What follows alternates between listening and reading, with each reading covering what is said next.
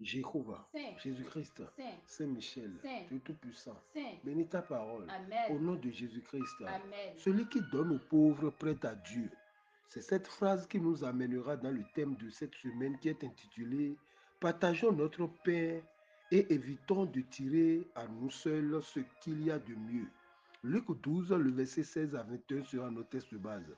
Et il leur dit cette parabole. Oui. Les terres Les terres d'un riche homme avaient riche. beaucoup rapporté. Mhm. Et il raisonnait en lui-même, Oui. disant, Mhm. que ferai-je, Mhm. car je n'ai pas de place pour serrer ma récolte. Oui. Voici, dit-il, ce que je ferai.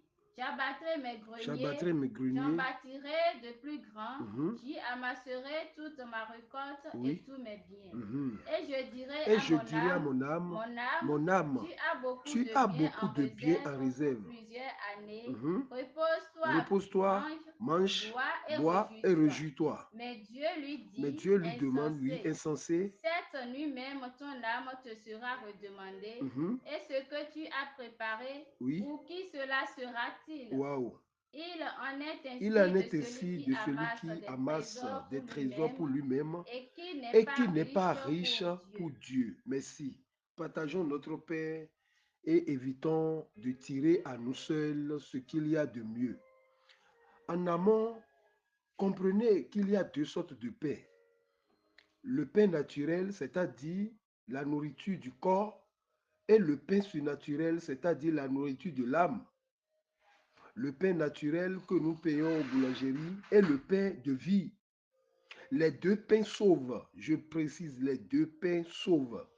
Le premier symbolise le petit salut, c'est-à-dire le manger pour le corps, le manger pour le ventre et le ventre pour le manger.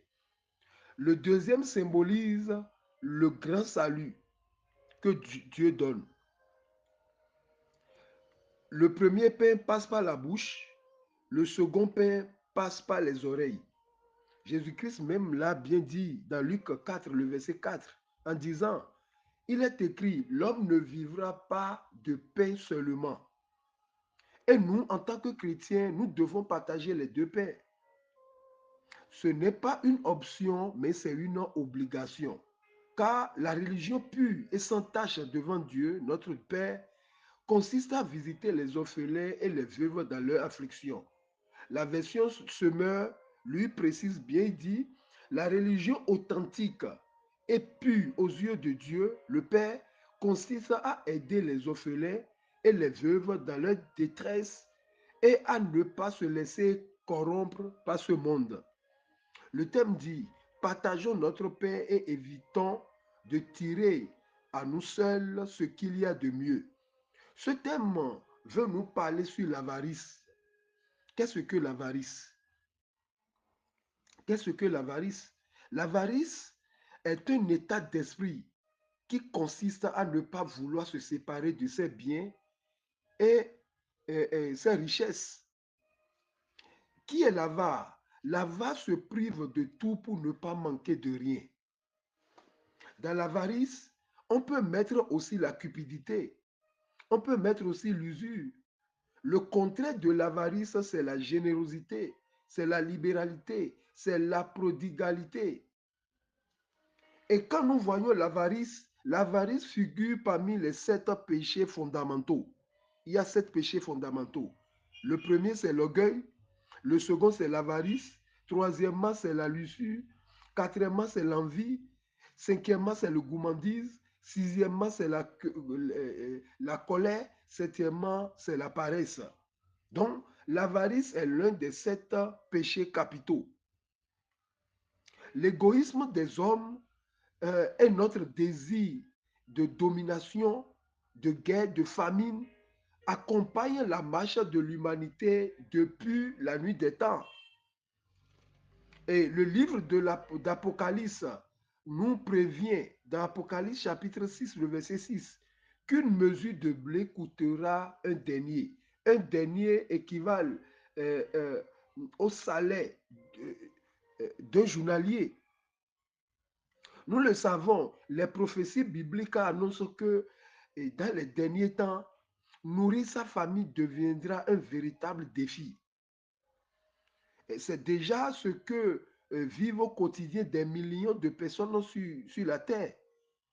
Par contre, un autre verset déclare, Proverbe 11, le verset 26 dit, celui qui retient le blé est maudit du peuple, mais la bénédiction est sur la tête de celui qui le vend. Partageons notre pain et évitons de tirer à nous seuls ce qu'il y a de mieux. Donc, malgré les temps qui seront difficiles, Dieu nous conseille de partager notre pain. La parole de Dieu va loin jusqu'à dire dans Proverbe chapitre 25, le verset 21, si ton ennemi a faim, donne-lui à manger, donne-lui du pain à manger. S'il a soif, donne-lui de l'eau à boire. Oui, c'est la vérité. Comme la libéralité égaye le cœur. Regardez comment la libéralité égaye le cœur. Celui qui, ou bien celui à qui on a fait le don, va se sentir gêné. Et il peut banalement changer. Normalement, chaque soir, avant de dormir, nous devons nous poser cette question.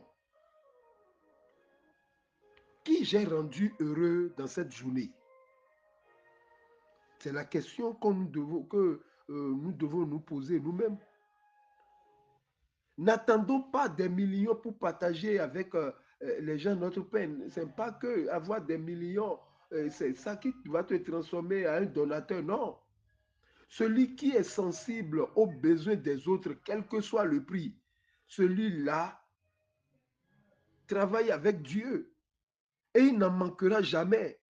La main qui donne est toujours en haut. Parmi les fruits de l'esprit, il y a la bonté. Or, quiconque qui a la bonté sera béni. Ça ne diffère pas d'un chrétien ou bien d'un musulman, d'un athée, non. Quiconque qui a la bonté sera béni. Proverbe 22, le verset 9 dit, l'homme qui regarde autrui avec bonté sera béni, parce qu'il a partagé son pain avec le pauvre.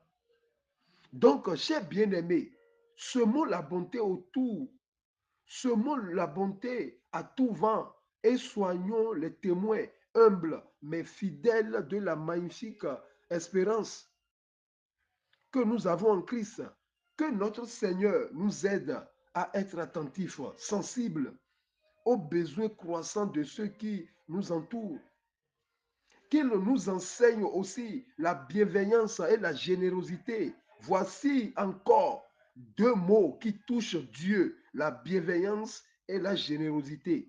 Le thème dit, partageons notre pain et évitons de tirer à nous seuls ce qu'il y a de mieux. Alléluia. C'est ça. Nous devons comprendre que Dieu aime les donateurs. Sachons aimer en action et en vérité. Nos moyens sont minuscules, certes, limités, mais si nous les offrons au Seigneur, il est capable de les multiplier à l'infini. Puissions-nous, par sa grâce, être ouvriers avec lui dans sa moisson, comme des disciples dans Luc chapitre 9, le verset 12 à 13. Les 12 s'approchèrent et lui dirent, renvoie la foule afin qu'elle aille dans les villages et dans les campagnes d'environ pour se loger et pour trouver des vivres. Quand nous sommes ici dans un lieu désert, Jésus leur dit, donnez-leur vous-même à manger. Ce thème, cette phrase nous interpelle. Donnez-leur vous-même à manger. Mais il répondit, nous n'avons que 5 pains et 2 poissons, à moins que nous n'allions nous-mêmes acheter des vivres pour tout ce peuple. Les 5 pains d'orge et les 2 poissons sont la nourriture des pauvres. C'est-à-dire, c'est insignifiant. C'est ça. Alors que Dieu avait déjà déclaré dans le psaume, le psalmiste avait dit dans psaume 132, le verset 15, je bénirai abondamment ses vivres, je rassasierai de paix ses pauvres. Et cette parole s'est accomplie, cette parole du psalmiste s'est accomplie dans Jean chapitre 6, le verset 9 à 11. Écoutez André, le frère de Simon-Pierre, il dit, il y a ici un jeune garçon qui a 5 pains d'orge et 2 poissons. Mais qu'est-ce que cela pour tant de gens? Quelle question? Jésus dit, faites-les asseoir. Il y avait dans ce lieu beaucoup d'herbes. Ils s'assirent donc au nombre d'environ 5000 hommes. Jésus prit le pain, rendit grâce et les distribua à ceux qui étaient assis. Il leur donna de même des poissons autant qu'ils en voulurent. Seul l'évangile de Jean mentionne le petit garçon pour montrer ainsi la gloire de Dieu. Pas ce qui est faible ou méprisable. Dieu travaille avec les faibles. Dieu travaille avec les méprisés. Ce petit garçon nous donne une grande leçon. Il dit, la leçon est que n'attendons pas beaucoup pour partager avec les autres. N'attendons pas beaucoup pour partager avec les autres. Jésus nous donne un grand avertissement dans le texte lu. Mais en fait, peu de gens ou bien peu de personnes les craignent. Le verset 15, Luc chapitre 12, le verset 15, il dit, gardez-vous avec soin de toute avarice, car la vie d'un homme ne dépend pas de ses biens, fut-il dans l'abondance. Waouh, quel avertissement. La parabole du riche insensé illustre le fait que les biens matériels ne sont pas l'essentiel, ou bien ne sont pas essentiels dans cette vie. Les biens matériels ne sont pas l'essentiel dans la vie. L'argent ne fait pas le bonheur, l'argent contribue au bonheur. L'argent ne paye pas tout. L'argent paye beaucoup, mais l'argent ne paye pas tout. Comme la récolte avait été abondante, ce riche devait résoudre une situation difficile parce que sa récolte a été abondante. Donc, voilà, comme sa récolte avait été abondante, ce riche, ce qu'il doit faire, il devait résoudre une situation difficile. Il ne savait plus que faire, passer ses céréales. Tous ses greniers étaient pleins. Une idée de génie lui traversa l'esprit. Et écoutez-le, il décida de démolir ses greniers et d'en reconstruire de plus grands. Or, il lui aurait suffi de regarder le monde des nécessiteux qui mouraient autour de lui et d'utiliser ses biens pour satisfaire leurs faim, tant physique que spirituel. Je dis bien, tant physique que spirituel. Physique, c'est les aider à manger. Spirituel, c'est de leur parler de Dieu qu'il a donné. C'est une grâce. Écoutez, les greniers qui durent éternellement. Je réitère, les greniers qui durent éternellement. Écoutez, ces greniers. Premièrement, la bouche des enfants. Deuxièmement, le sein des pauvres. Troisièmement, la maison des veuves. Quatrièmement, la maison des orphelins. Voilà les greniers qui durent à jamais. Les autres greniers physiques durent pour un temps. Texte lu le verset 19. Remarquez à quel point l'homme insensé face aux biens matériels, regardez comment l'homme humain est insensé face aux biens matériels. Luc chapitre 12, le verset 19. Et je dirai à mon âme, tu as beaucoup de biens en réserve pour plusieurs années. Repose-toi, mange, bois et réjouis-toi. Vous voyez, remarquez à quel point l'homme est insensé face aux biens matériels qui durent pour un temps. Écoutez tout ce qu'il dit, mes greniers, ma récolte, mes biens, mon âme, mon. Voilà l'orgueil de l'homme. Regardez comment l'homme Chanel trace son avenir, se reposer, manger, boire et réjouir. Or que Jésus disait, au temps de Noé, les hommes mangeaient, buvaient, se mariaient, c'est-à-dire c'est la terre. cet homme riche est attaché à la terre, non au ciel. Au temps de Noé, ils étaient attachés à la terre. Qu'est-ce qui s'est passé? Le déluge est venu les anéantir. Au temps de Lot, dans Sodome et Gomorrhe, ils étaient attachés à la terre. Voici encore cet homme, mes greniers, ma récolte, mes biens, mon âme. D'autres va plus loin et dit, mon église, c'est l'église de Jésus-Christ, ce n'est pas ton église. L'homme est fort pour un temps et le reste des temps, il devient faible. Regardez comment l'homme Chanel trace son avenir. Il cite les choses. Repose-toi, mange, bois et réjouis. Mais ce que l'humain oublie est que tous les projets, tous les plans s'arrêtent à la tombe. Moïse dira, oh, apprends-nous à bien compter nos jours afin que notre cœur acquiert la sagesse. Voilà. T'as lu le verset 20.